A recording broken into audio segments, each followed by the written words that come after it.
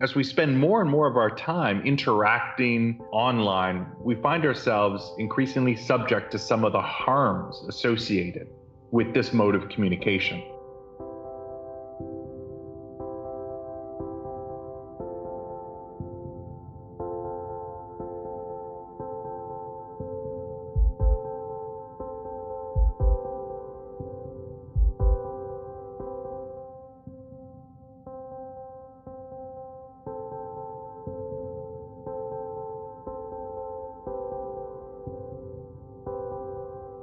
The Citizens Assembly is taking a look at this.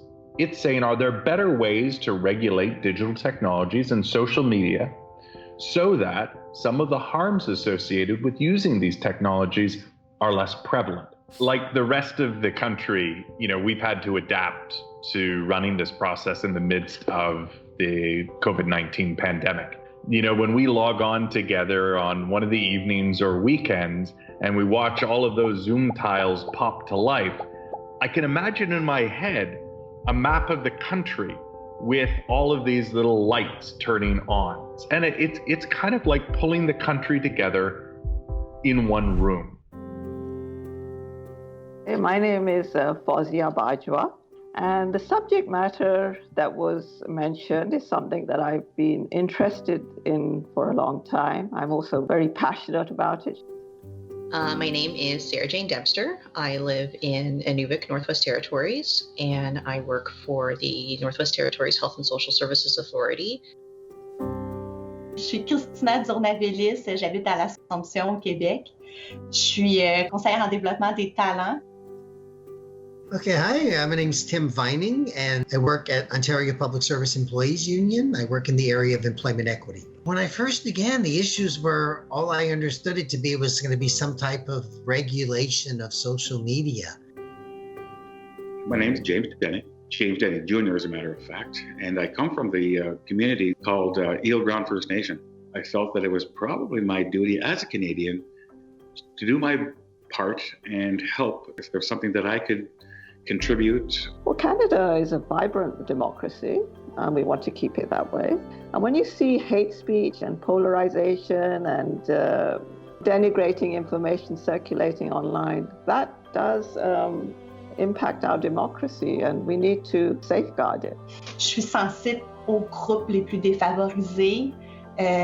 Dans la mesure où j'ai des enfants, que j'espère que pour eux, j'espère qu'ils vont pas vivre avec des effets négatifs du fait qu'on n'a pas mis de balises parce que c'était trop, ça évoluait trop rapidement, on n'a pas pu suivre ça assez rapidement. Being so far north, I pay a lot for my internet, and it is not always reliable. And when we all got sent home during the first wave of COVID, that's less than 40,000 people that were trying to work and go to school, and the system just couldn't handle it. It can't happen. It limits education for the kids. It limits our ability to work. It limits our ability to access information. Being in the Citizens Assembly has been quite exciting because I've been brought together with people who I may not normally have interacted with. We don't want to go down a rabbit hole where we can't hear each other's opinions when the opinion doesn't agree with ours. Moi, je veux de la sécurité pour tout le monde. Je me suis sentie perdue, même inquiète un temps. C'est ça, j'apprends que plein de gens ensemble, ça fait beaucoup d'intelligence.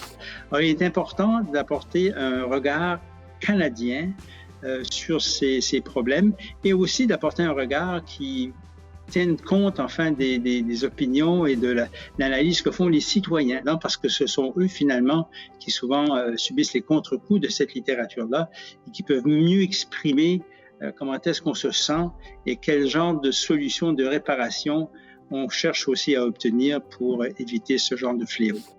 They were raising the fundamental issues that are at stake here for Canadians, and they were doing so in a really deep and intelligent and persistent way. And so I am absolutely certain that this Citizens Assembly will bring great value to the process of the commission on which I sit. The recommendations that come out of this year's Citizens Assembly will help to inform the work of the commission, and will go directly to the federal government, to the Minister of Canadian Heritage, and also be released publicly. We're excited to have the Canadian Citizens Assembly on Democratic Expression take place now and over the course of the next 2 years, because it's really part of a larger international story about the evolution of democracy and the role that citizens can play.